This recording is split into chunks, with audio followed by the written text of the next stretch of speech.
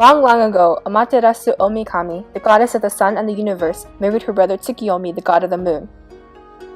One day, she sent him to the reed plains to serve the goddess of food, Ukemochi. When Ukemochi saw him, she spit boiled rice from her mouth towards the land. She turned towards the sea and spit all kinds of fish. Finally, she turned towards the mountain and spit fur-coated animals. I've created rice, fish, monkeys, and all sorts of animals for you to eat. I shall prepare a feast that fills 1,000 tables. However, Tsukiyomi was furious. How dare you feed me food you spit from your mouth? The food is filthy and disgusting. You deserve to die. Tsukiyomi drew his sword and slew Ukemochi.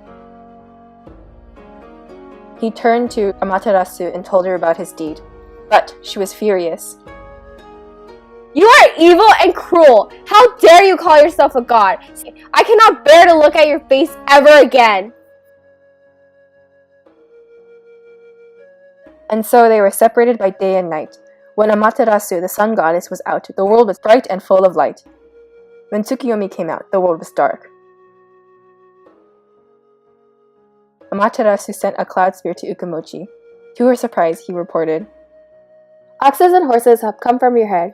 Grain has grown from her forehead. Silk has been produced from her eyebrows, and cereal, rice, wheat, and beans have grown from her body. What an amazing array of goods! I am so happy. The humans will be able to eat these foods and survive. Amaterasu used the grains and beans to plant in the dry fields and took rice seeds to plant in the water fields. Amaterasu created the art of raising silkworms by placing them into her mouth and collecting the silken thread from them.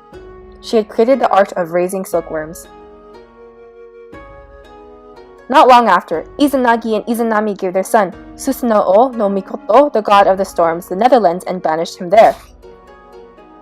However, before he retreated there, he decided to pay his sister, Amaterasu, a visit. He was such a violent god that the mountains and hills groaned, the seas frothed as he made his way up to heaven. I see my brother coming. There is no way he is coming here with good intentions. He must want to steal my kingdom of the heavens, which given us land to rule. He should be happy with his Netherlands, but I must prepare for war. Amaterasu bound her hair into knots and tied her dress into trousers like a man, and placed 2 quivers on her back, one with 1,000 arrows and another with 500. She placed 3 swords at her side and carried a drawn bow in one hand and a sword in the other as he approached. She felt confident that her fierce appearance would dissuade Susanoo. Why have you come to me? You look like you're expecting trouble. Sister, do not fear, but I simply wanted to visit you in the world of light before I left. I will not stay long. Putting away her weapons and hoping the best from her brother, Amaterasu welcomed him among gods and hoped his visit was brief. But Susanoo stayed longer than he was wanted, and he had terrible behavior. Both he and Amaterasu had 3 rice fields. However, while hers thrived through drought and excessive rain, his were always barren, cracked, and parched during the drought. Finally, he became possessed with jealous anger, and when the rice seeds were sown in the spring, he destroyed the partitions between the fields, filled up the channels with water, and destroyed the channels and pipes. However, Amaterasu still believed the best about her brother and remained calm and tolerant. In autumn, when it was time for rice harvest, Susanoo released heavenly colts into the fields and allowed them to run around and lie down. Amaterasu remained calm and tolerant. Susanoo then ruined the harvest feast for the first fruits by defiling the purity of the palace with disgusting filth. Still, Amaterasu remained silent. Finally, while she was weaving cloth for the gods in her sacred weaving hall, Susanoo removed a few tiles from the roof and released a colt into the hall, startling the goddess so that she poked her finger. This time, she could not forgive him. My intolerable and wicked brother, how dare he! In anger, Amaterasu left her palace and entered the rock cave of heaven. She locked the door and remained there in isolation. Without the goddess of the sun to illuminate heaven and earth, the world remained in darkness. Plants withered, people stopped their activities.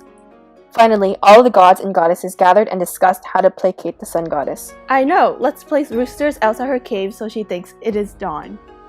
Let's place a statue of her outside and offer it prayers.